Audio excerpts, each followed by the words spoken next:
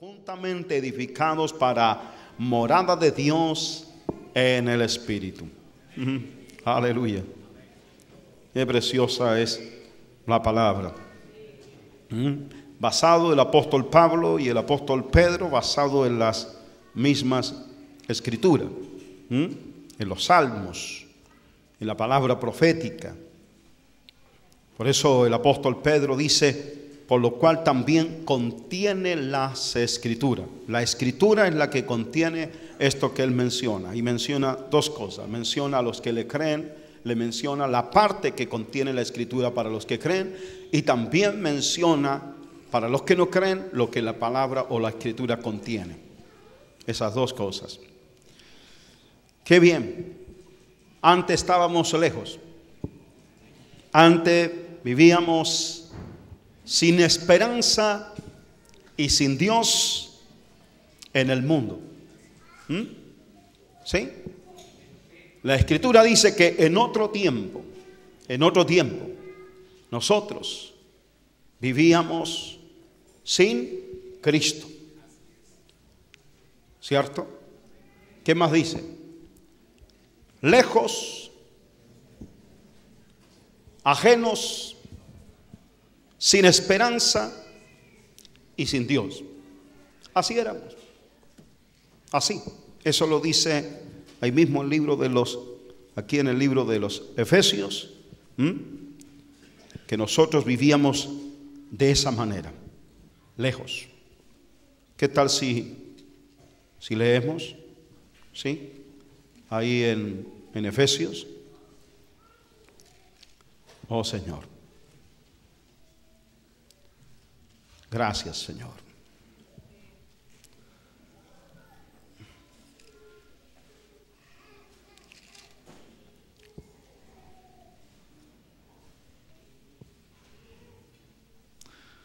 Aquí en el mismo capítulo, solo que es el verso 11 en adelante, dice: por tanto, acordaos de que en otro tiempo vosotros, se refiere a nosotros, los gentiles en cuanto a la carne, erais llamados incircuncisión por la llamada circuncisión hecha con mano en la carne.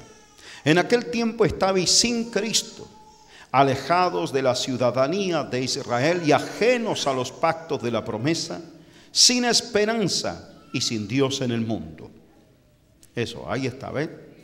Tal como también oraba el anciano Esteban, ¿ves? Lejos, alejados, ajenos.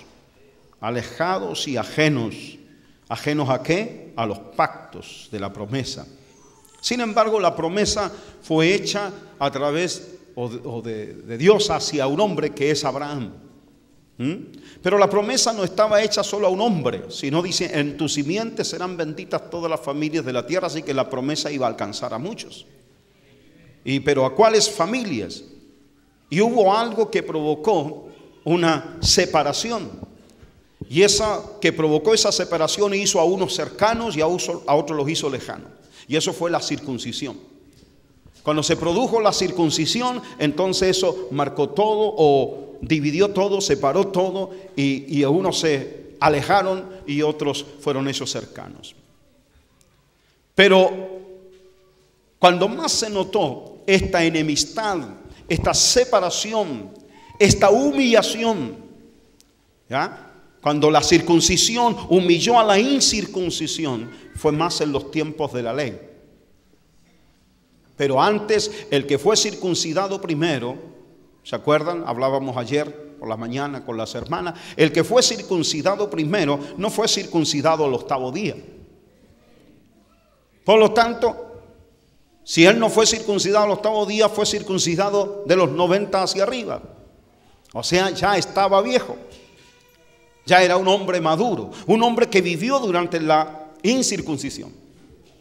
Así que por lo tanto, él no sintió esa separación con nadie, porque él experimentó la circuncisión en una forma tardía. ¿Ve? No así el que nació circunciso, o sea, circuncidado al 8º día. Ellos se volvieron arrogantes con esto.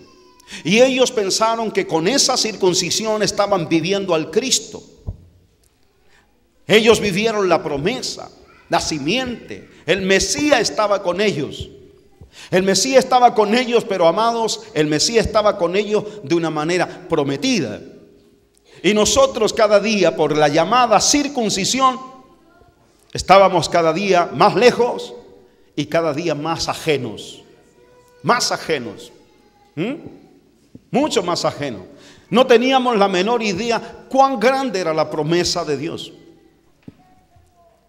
Y pasado el tiempo, ellos siguieron sintiéndose más cerca y nosotros cada vez más lejos y ajenos.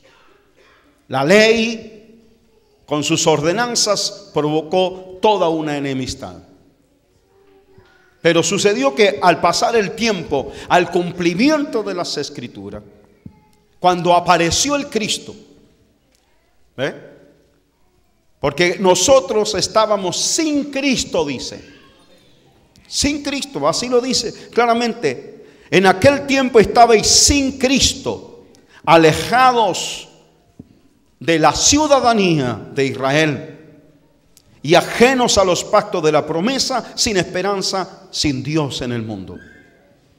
Pero mire lo que dice el verso 13. Pero ahora en Cristo Jesús, aleluya. Pero ahora, como hablando del tiempo presente, no hablando del tiempo pasado. En otro tiempo estabais sin Cristo, pero fíjese bien, está mencionado sin Cristo, pero ese Cristo no tiene nombre. Y el verso 13 ahora dice que tiene nombre, pero ahora en Cristo Jesús. Ahora cuando vino el nombre, ellos tenían al Cristo pero sin nombre. Tenían al Cristo en las Escrituras, al Mesías escondido, pero cuando fue revelado, no fue revelado solo para ellos. Cuando llegó la hora de la revelación, fue para todos. Cuando llegó la hora de abrir la puerta, fue para todos. ¿Y qué importó haber pasado siglos, milenios sin Cristo, si a la hora que se abrió la puerta entramos todos? Aleluya. Por siglos, les decía a las hermanas, decía, por siglo, hermanas, por siglo ellos compraron una entrada millonaria para entrar. Ellos hicieron obras, trabajaron para conseguir la entrada y les costó carísima la entrada y tenían la certeza. Y miraban a los que no tenían esa entrada porque eran pobres en espíritu. Porque no tenían cómo, no tenían acceso, había que tener la circuncisión para poder comprar la entrada, para que se le fuese considerada sus obras, sus méritos. Y cuando llegó la hora que había que estar allí, una gran fila para entrar a ese lugar con la entrada en la mano, de pronto se abre la puerta y dice, la entrada es gratis. La entrada es gratis, por gracia soy salvo. Esto es gratuito. ¿Quiénes son los que tienen que venir? Los que tienen sed. El que tenga sed, venga a mí y beba. No el que tiene mérito, no el que hizo obra, no aquel que compró la entrada. Muchos se enojaron, hicieron pedazos su entrada y se dieron media vuelta y se fueron. ¿Cómo puede ser que tanto tiempo trabajé para esto y luego la entrada es gratis? Y nosotros nos sorprendimos y entramos. ¿Qué vamos a mirar? Vamos y corrimos y comenzamos a entrar porque la salvación es gratuita. Nuestra entrada, hermanos míos, hay un precio pagado y lo hizo Él. Oh, aleluya. Mire, bendita gracia, tremenda gracia, hermano. Maravilloso, tantos siglos, cuántos creyeron que esto era, que había que comprar, ganarse. Esto hay que ganarse la salvación. Hay que ganarse la justicia. Y que de pronto venga esta noticia. ¿Qué les parece a ustedes esta noticia? Mirar a los ricos que ellos tienen para comprar la entrada y nosotros no. Iba a ser una sola vez en la vida. Eso es estar sin esperanza. Eso es no tener esperanza. sin esperanza y sin Dios en el mundo. En este mundo donde a todos los aflige, lo aflige a gente creyente y no creyente, este mundo que aflige a todos. Estar sin Dios en el mundo, hermanos, es terrible. Y mirar a otros que pueden ir, pero luego una voz profética que dice: venid y comprad sin dinero. Vamos, vengan de balde. Oh Dios, ¿cómo no pudimos haber visto antes? Dirán a muchos. ¿Cómo no pudimos ver antes? Sí, por eso Él dice: vayan y díganle a Juan cómo son sanados los enfermos. Díganle cómo ven los ciegos, hablan los mudos, los sordos oyen. Díganle a Juan que los paralíticos caminan. Díganle que los muertos son resucitados y que a los pobres les es anunciado el evangelio. Sin esperanza y sin Dios en el mundo. Y mirando de lejos, cuando de pronto se abre esa puerta y dice: la entrada es gratis. ¿Cuántos se molestaron y tropezaron? ¿Cuántos se molestaron y tropezaron y no pudieron ver? Señor, gracias. Por eso cuando miramos esto y decimos: en aquel tiempo estabais sin Cristo. Pero estábamos sin Cristo cuando este Cristo todavía no tenía nombre. Amén. En los tiempos de Moisés no tenía nombre. En los tiempos de Elías no tenía nombre. En los tiempos de David no tenía nombre. En el tiempo de Isaías no tenía nombre. En el tiempo de Malaquías no tenía nombre. En el tiempo de Juan el Bautista todavía no tenía nombre. Y cuando lo señala ahí el Cordero de Dios que quita el pecado del mundo, ahora tenía nombre. Y cuando tuvo nombre era para todos. Amén. Pero ahora en Cristo Jesús, habéis sido hechos cercanos. ¿Qué nos acercó? La sangre de Jesucristo. Nunca habíamos hecho un sacrificio. Nunca habíamos llevado un sacrificio delante de Dios. Nunca habíamos tomado un cordero. Nunca. Cuando esos corderos no tenían nombre. ¿Cuántos desde el tiempo de Abel siendo sacrificados los corderos, pero no tenían nombre? Solo era un cordero. Solo era un cordero. Y después otro cordero. Y otro cordero. Y otro. A través de los siglos, corderos y corderos y corderos. Y todos traían y celebraban la Pascua. Y una vez al año venían. Y el sumo sacerdote entraba en el lugar santísimo con la sangre de un cordero. Pero un cordero sin nombre. Y por siglos y por siglos y por siglos. Y cuando por primera vez trae nombre,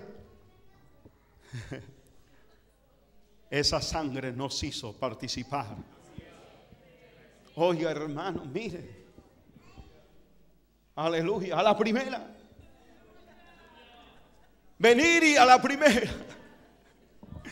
Señor, bendita gracia.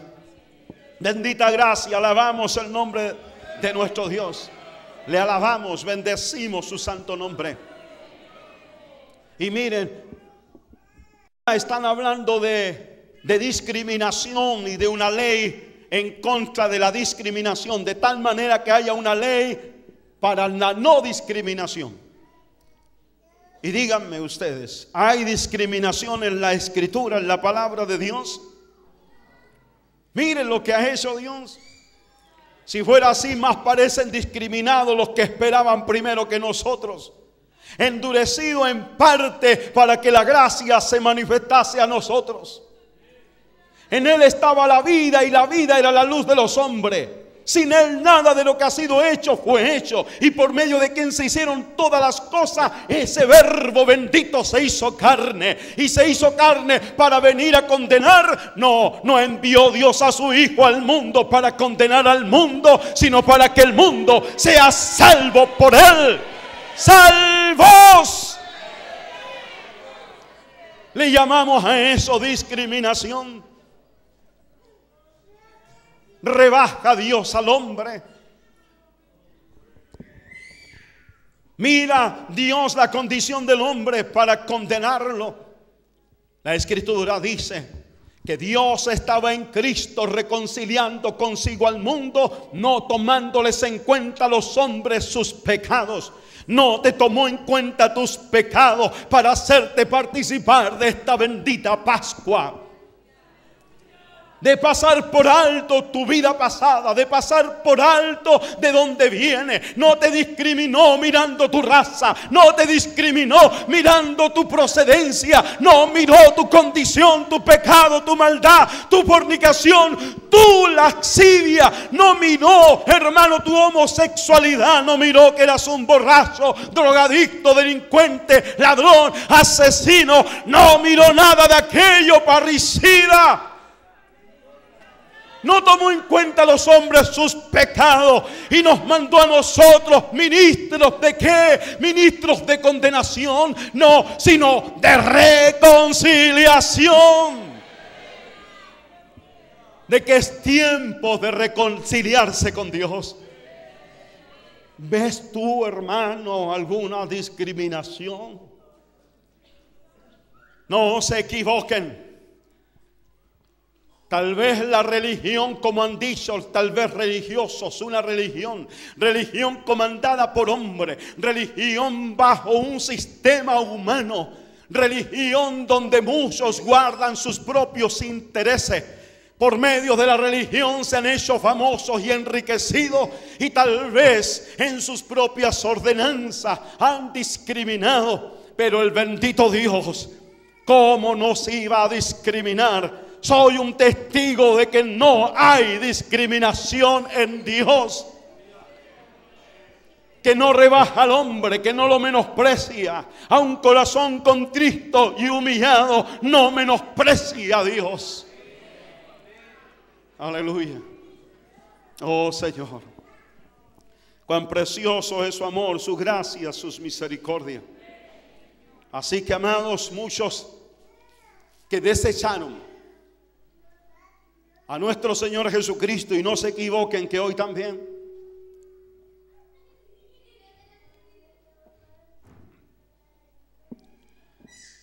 pero aquí el apóstol Pedro, y no podemos nosotros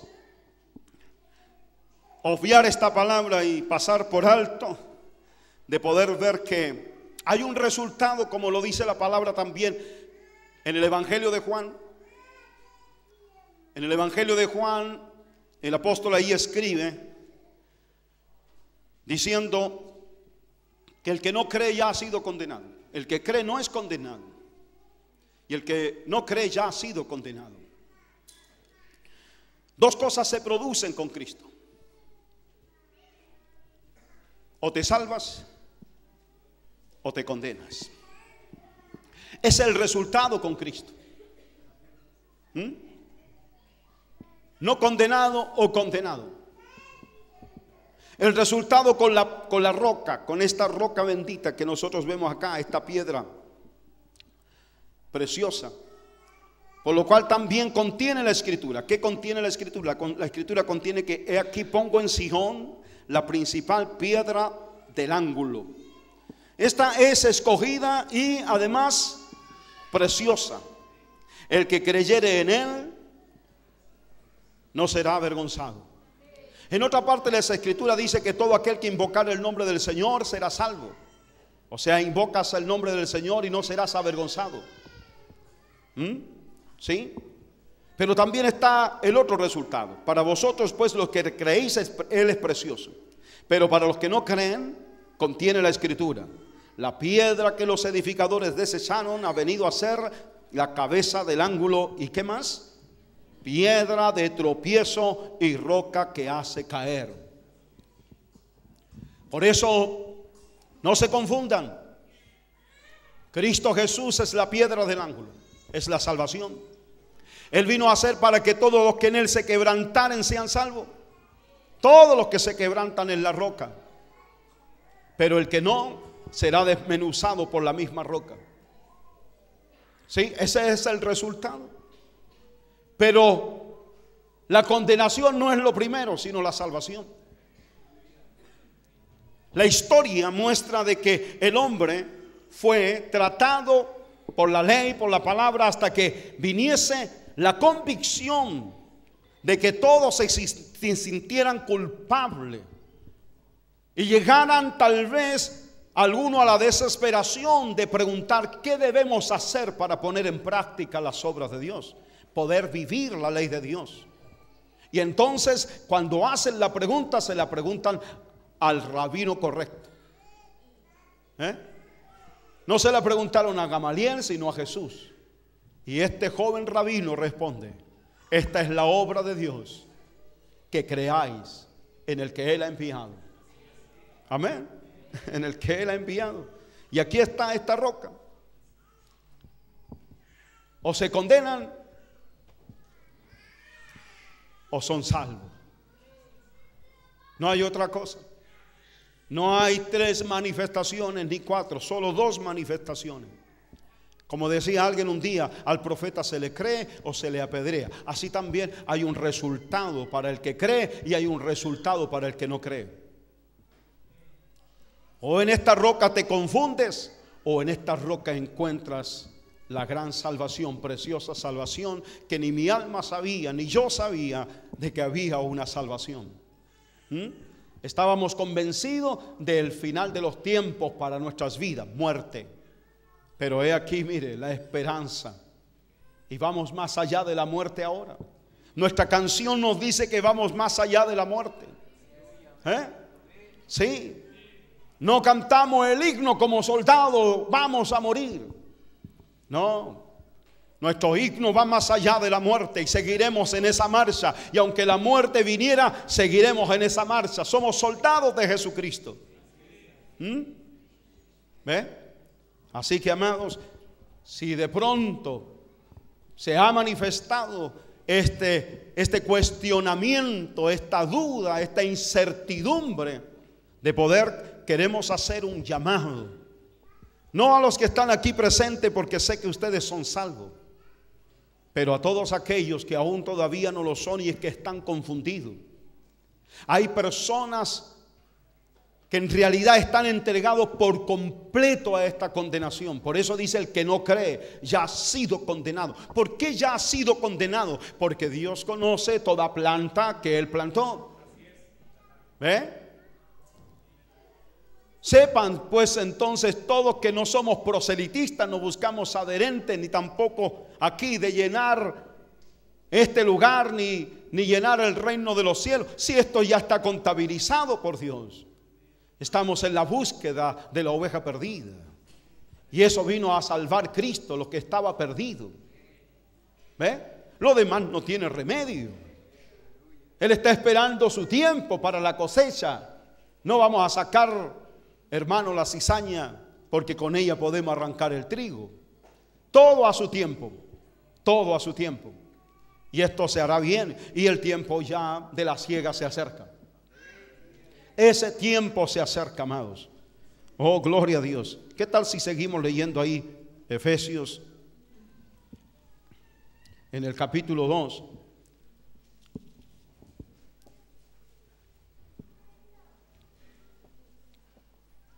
En aquel tiempo estabais sin Cristo, alejados de la ciudadanía de Israel y ajenos a los pactos de la promesa, sin esperanza y sin Dios en el mundo. Oiga, Dios había hecho una promesa de que iba a hacer un pacto con Israel, con Judá. Era un pacto ahora sempiterno, para siempre. La Escritura lo menciona en el Nuevo Testamento como el último, el mejor de todo y el último. Nos perdimos varios pactos. Nos perdimos el pacto más selectivo que había, el pacto de la ley, donde ese sí que fue bastante discriminador con respecto al incircunciso. Y faltaba manifestar el último, el mejor de todo y el último. Y nadie sabía que ese último era por medio de la gracia. Nos perdimos de los otros pactos. No alcanzamos a vivirlo, no alcanzamos a disfrutarlo, no alcanzamos a hacernos la idea, la esperanza, la ilusión de que podíamos ser parte de un pueblo escogido de Dios. Sí, nos traíamos eso de nuestros padres, éramos gentiles, pero cuando se manifiesta el último pacto, el verdadero, el mejor, el último, y era el último, y en el último nos llamó. No te llamó en el primer pacto, ni en el segundo, no participamos. Podríamos decir nosotros, estamos condenados. Y era cierto. Y de pronto, la última noticia. La última noticia, la buena nueva. La mejor de las noticias. Ya no es, oye Israel. Ya no es el llamado a Judá. Sino llamó a las costas, a los que estaban lejos. Y nos dio a conocer que la promesa era para vosotros, para vuestros padres, para vuestros hijos, para los que están cerca como para los que están lejos, y para cuanto Dios llamare. Vamos, ¿cuánto dan testimonio de su llamamiento? Dios ha llamado, a Él le pertenece el llamamiento y Él nos llamó. Oh, gloria a Dios. Acostumbrados tal vez antes a una sola trompeta, pero esta vez sonó diferente la trompeta. La otra no supimos oírla, no nos despertó, pero esta última trompeta sí despertó a los gentiles, los despertó de lejos. Llegó hasta los últimos de la tierra. Cruzó el continente de una manera milagrosa la palabra, y llegó las escrituras aquí cuando no había manera, esperanza de que pudiera llegar. Y aquí, a estas costas, a este continente ajeno al antiguo mundo, donde nadie se había hecho la idea que existía América. Y llegó hasta estos días. Y aquí está presente el pacto sempiterno que te hace disfrutar, que hoy te ha traído nuevamente a su bendita mesa, a recordar, a venir con alegría de saber que las puertas se abrieron gratuitamente. No tropecemos con estar otra vez con ordenanzas. No tropecemos nosotros otra vez con estar entre nosotros exigiéndonos de una manera distinta. Solo nos exigimos, nos confrontamos y a veces poco nos declaramos la palabra. ¿En qué estamos fallando? Dicen algunos. ¿En qué estamos fallando? Y siempre buscando la culpabilidad, cuando nos olvidamos, hermanos, que hay más cosas positivas de parte de Dios de lo que está haciendo, más de lo que está desmoronándose. Veo a la iglesia más creciente, más que desmoronándose. Mi esperanza me dice que días mejores vienen, más que decir que esta cosa se empeora. Se empeora para los impíos, se empeora para los que están en pecado, se empeora para los que no han experimentado la libertad, se empeora para los que están infiltrados, se empeora para los carnales. Pero vosotros sois un pueblo escogido. Alégrate que para tu vida no se empeora. Alégrate que para tu familia no se empeora. Alégrate que para ti no se empeora. Alégrate que la circuncisión, hermano, es la verdadera en ti. Que Él arrancó de nuestro corazón el verdadero cuerpo pecaminoso de la carne. Me esperan días mejores. Y si en esos días mejores es llegar a dar la vida luchando contra el pecado, que así sea. Pero el pecado ha sido vencido. No tocará trompeta el pecado al final de los días. No será el pecado el que ganará esta carrera. Ya fue vencido. El mundo está vencido. La muerte está vencida. Dime cómo murió Pablo, murió desesperado con esperanza. Dime cómo murió Pedro, dime cómo murieron los apóstoles, dime cómo murieron los que fueron devorados por leones, con esperanza viva. Aleluya. De esa manera, amados, también nosotros hemos de enfrentar y confrontar, sea la aflicción que sea lo que se levante en este mundo. Y si este mundo cree que somos una minoría algún día, Tal vez es posible que el número de los elegidos, escogidos, sea poco, pero con Dios somos mayoría. Amén. No es así. No somos pocos. Ya se van a levantar los muertos en Cristo. Ya van a saber cuántos somos. Ya van a saber. Ya van a saber que no somos un pequeño grupo, que no haya nada que hacer, que estamos locos y estamos aquí encerrados en este lugar. No somos pocos. Lo que pasa es que ustedes contabilizan solo a los que están vivos, pero para Dios todos los que le han servido están vivos. Amén. Aleluya. Todos los demás, los que murieron de delitos y pecados, todo aquel que está todavía en pecado está muerto, y todos aquellos que murieron en pecado están muertos. Pero todos los que han recibido a Cristo, todos los que han sido lavados por su sangre, todos los que han confesado su nombre, todos aquellos que han dicho: tú eres el Cristo, el Hijo del Dios viviente, todos aquellos que le recibieron y que creen en su nombre, Dios le dio potestad de ser hechos hijos de Dios. Y los hijos de Dios no están muertos. Así que no somos pocos. Aliéntate, hermano. Tienes una gran lista, de una nube de testigos que pueden testificar que en todo tiempo se puede servir a Dios, que en todo tiempo, que ellos no fueron vencidos, que resistieron. Resiste al pecado, resiste lo que no puede tomar dominio de tu vida, que nada te puede separar del amor de Cristo. Aleluya. Pero ahora en Cristo Jesús, vosotros que en otro tiempo estabais lejos, habéis sido hechos cercanos por la sangre de Cristo. Vamos, ¿cómo está usted ahora? ¿Está lejos? Porque Él es nuestra paz, que de ambos pueblos hizo uno, derribando la pared intermedia de separación, aboliendo en su carne las enemistades, la ley de los mandamientos expresados en ordenanzas. Él cambió ahora el sentido del mandamiento. Antes era por ordenanza a los que vivían en la carne, pero ahora somos hechura suya, creados en Cristo Jesús para buenas obras. Y si es para buenas obras, ahora el mandamiento declara vida sobre ti, no muerte. El mandamiento ya no es una ordenanza que te obliga. Aleluya. No es un mandamiento, amado, que te ordena a ti obligado como un esclavo hacia esa ley.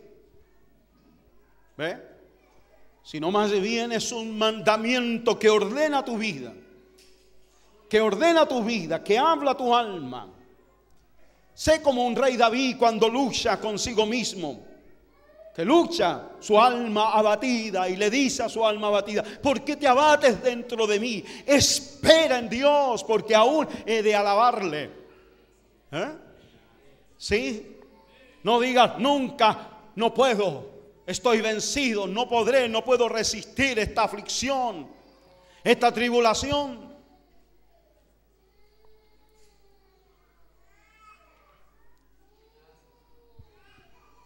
Espera en Dios. Así tienes que hablarte. Espera en Dios. Espera en Dios en medio de esa oscuridad. Espera en Dios en medio de esa tribulación. Espera en Dios en medio de esa aflicción. Espera en Dios. No te desesperes. Espera en Dios, porque aún has de alabarle. Oh, gloria. Aboliendo en su carne entonces las enemistades, la ley de los mandamientos expresado en ordenanza. Nosotros sabemos que la ley es espiritual, no fue abolida, no fue abrogada, sino más bien esa expresión en ordenanza, aquello fue eliminado porque provocaba muerte. Pero ahora que nosotros hemos nacido de nuevo, no provoca en nosotros muerte. Por eso dice que los mandamientos no son gravosos a los hijos de Dios. Pero el que no es hijo de Dios, sino que como carne se sujeta a los mandamientos de Dios, es obvio que es gravoso, que cuesta. ¿Qué debemos hacer para poner en práctica las obras de Dios? Pero ahora somos hijos de Dios y la Escritura lo confiesa. ¿Y quiénes son los hijos de Dios? Los que le recibieron, los que creen en su nombre. Vamos, ¿cuántos le recibieron? ¿Eh? Ahora tiene nombre, así que dice, y los que creen en su nombre. Antes el Cristo no tenía nombre, el Cordero no tenía nombre. Alguien te puede decir, ¿participaste tú alguna vez en un sacrificio? No, nunca. Bueno, nosotros sí venimos, nosotros por siglos ofreciendo sacrificio, pero los corderos tenían nombre. Nunca un nombre. Pues yo sí he participado de uno, tal vez no lo traje yo.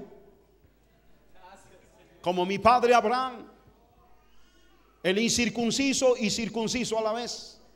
Ese, mi padre Abraham, a él Dios, con él habló y él dijo, por el Espíritu declaró, Dios se proveerá cordero para el holocausto. Aleluya. Y se proveyó. Se proveyó, aunque él vio uno allí enredado entre las ramas, pero no era.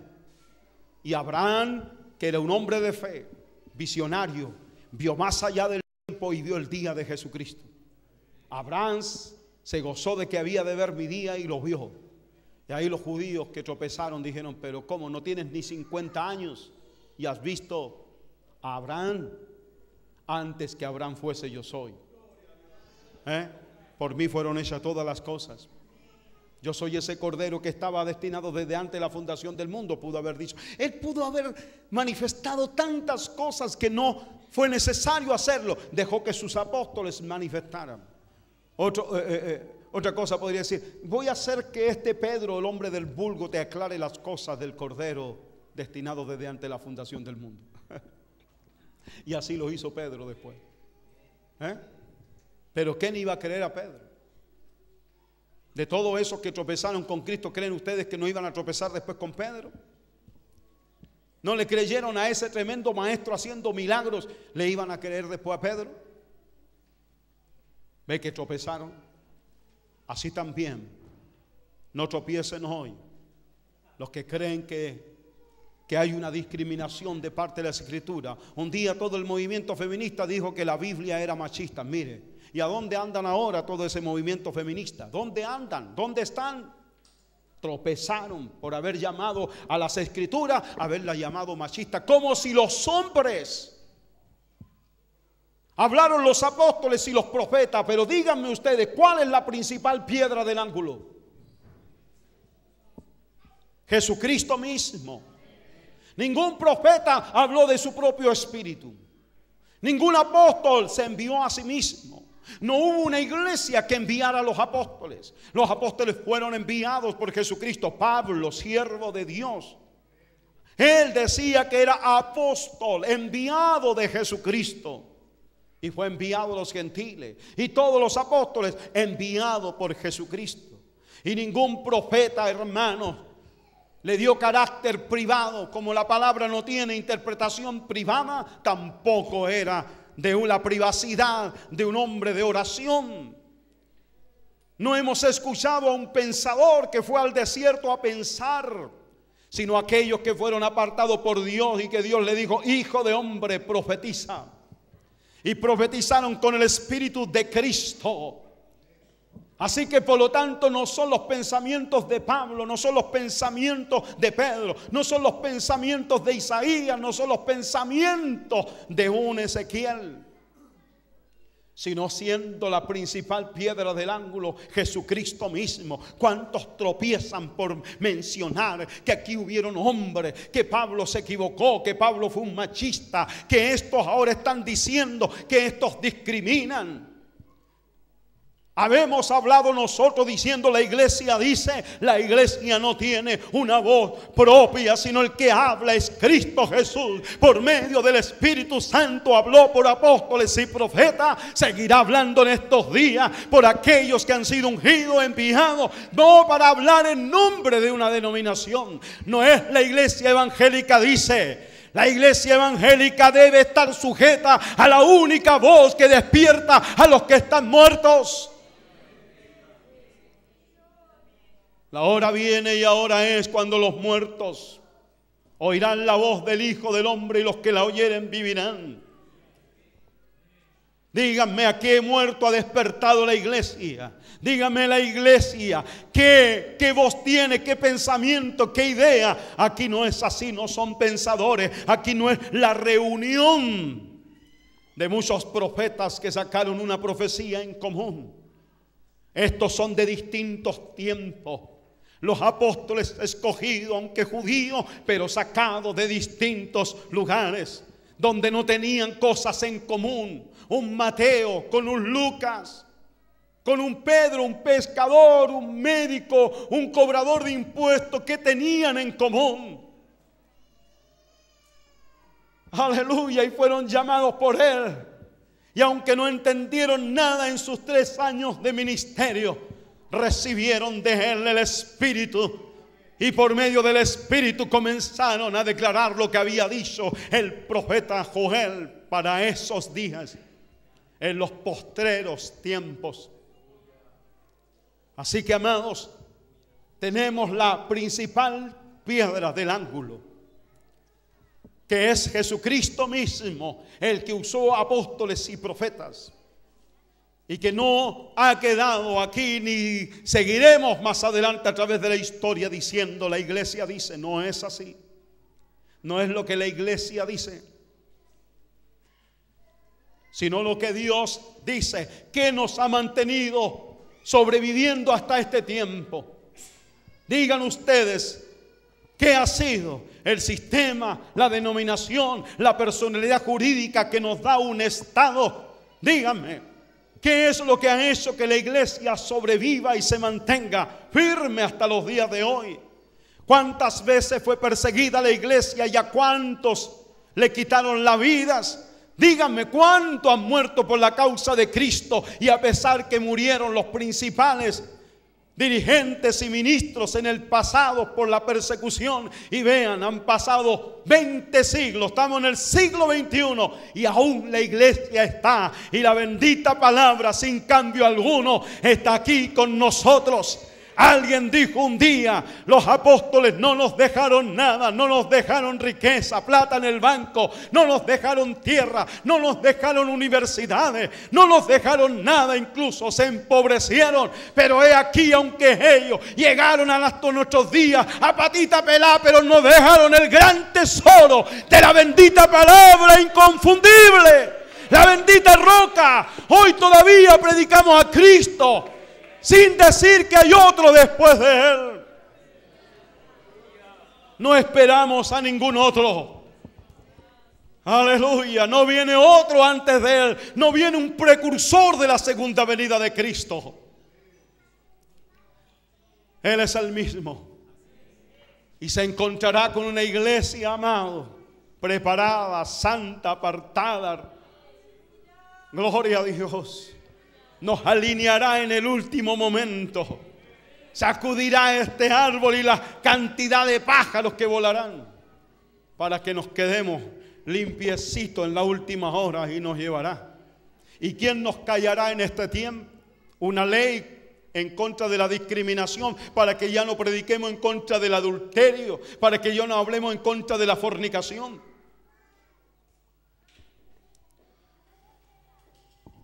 Oh Señor. Por eso le decía a los hermanos ayer, predícalo y dilo con todo. Y si algún día salen esas leyes que te prohíban decir cosas, en tu primera oportunidad dilo todo.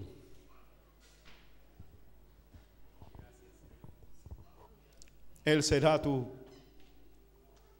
compañero. Como dijo Pablo en la cárcel, me dejaron solo, pero consolaba a los demás diciendo, pero no estuve solo. En los momentos más difíciles y más terribles fue cuando estos hombres de Dios más sintieron la presencia de Dios. En estos días de libertad muchos no sienten a Dios, pero en esos días de tribulación, oh, gloria a Dios, ¿quién podrá callar? Y si callaras tú, ¿quién cree que hablará? ¿Quién hablará si tú callas? De algún lugar, dijo Mardoqueo, tal vez de otro lugar vendrá la salvación. Si callas tú, otro vendrá. de otro lugar vendrán. Pero digámosle al Señor: Señor, ¿por qué traer de otro lugar? Si estamos aquí, no estamos pidiendo que tú, Señor, nos llenes a nosotros de tu Santo Espíritu para que egoístamente nos quedemos aquí encerrados disfrutando de una salvación tan grande. No es así. Para salvar a otros, amados, no es solamente salir a decirle que vengan a una iglesia evangélica, sino que tienen que ser libertados del pecado, que tienen que tener arrepentimiento, que esto es una nueva creación. Esto es con destrucción, con una destrucción del pecado, la destrucción de una forma de vida que se hicieron. Hay muchos que están confundidos, se confunden con tantos pensamientos, y la Escritura nos dice que hemos de ser transformados por medio de la renovación de nuestro entendimiento. ¿Qué creen ustedes que están haciéndose estos individuos, hijos del infierno? Metiéndose, hermano, en el entendimiento de las personas para confundirlos.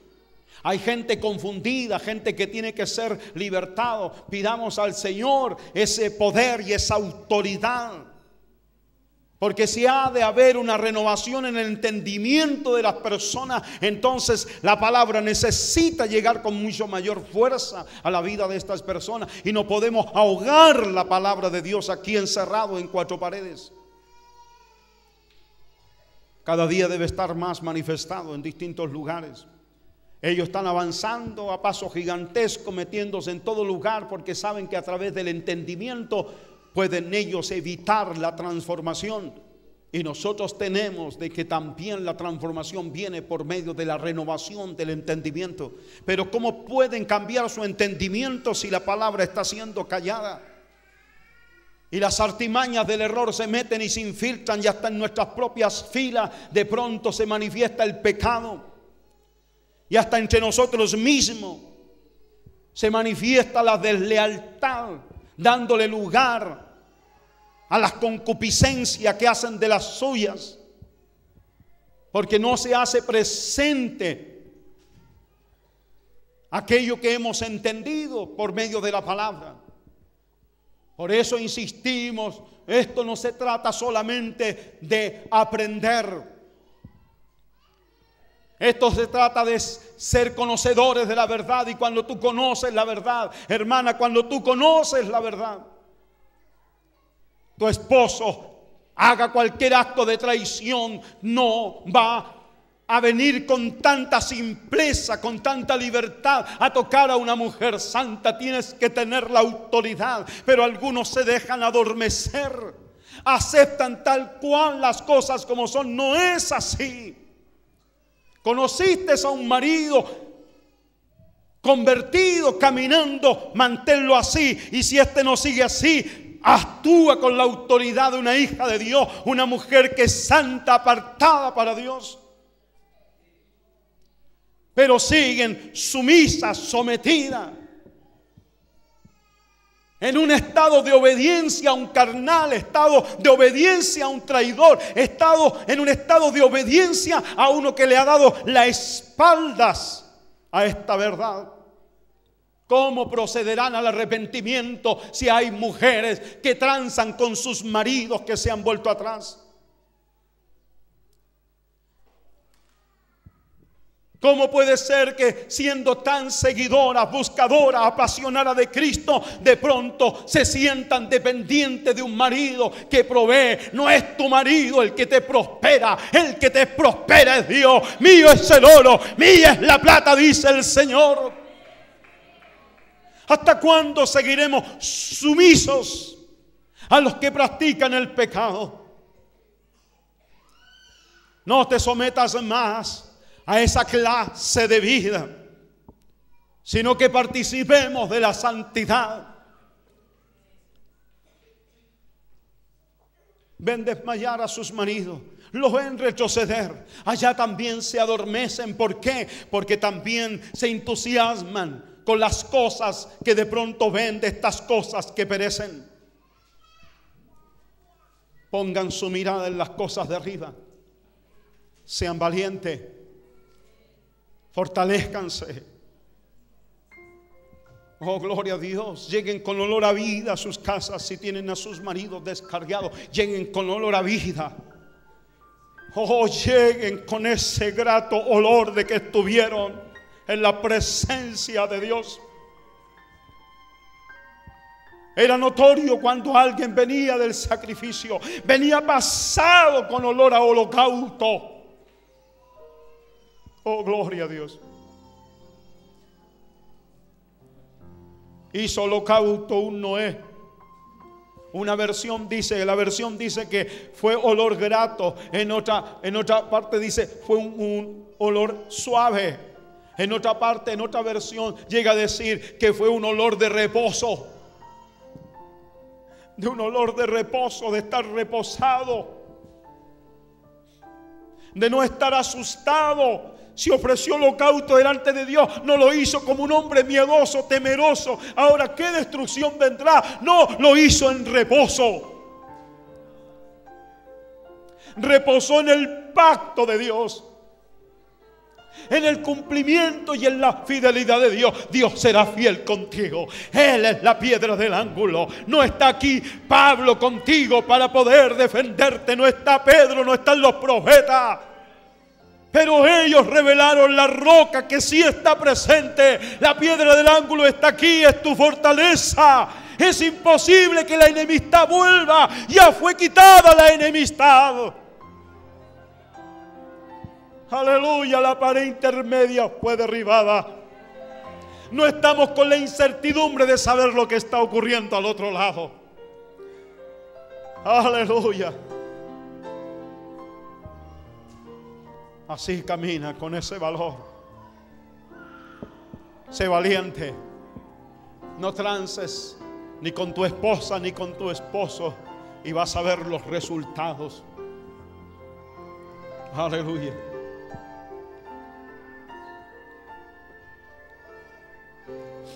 Ten confianza. Ten confianza en que tus hijos, si lo has hecho bien, tarde que temprano serán también los que confesarán su nombre. No te decepciones, como te decía el otro día. No te decepciones, ten fe. Ten confianza en la semilla de la palabra. Aunque esta tardare, la promesa fue hecha hace tantos milenios atrás en Abraham. Y aunque se tardó, el resultado eres tú. Siglos.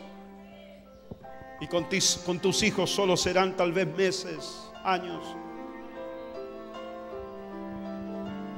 Ten confianza en la palabra. Ten confianza en aquel que es fiel, poderoso para cumplir con todo lo prometido. Bendito Dios que nos invitó a esta mesa hoy día, otra vez a recordar ese momento maravilloso. Que no vengo a recordar a mi padre que me dio un apellido, a mi madre que me dio una crianza. Que no he venido a la mesa de mis familiares, he venido a la mesa de aquel que dijo: esto es gratis. Aquel que abrió estas puertas, que tal vez otros habían comprado la entrada y tenían derecho, pero se gritó: esto es gratis. ¿Y cómo no vamos a venir así de contento, agradecido? ¿Sí? Amén.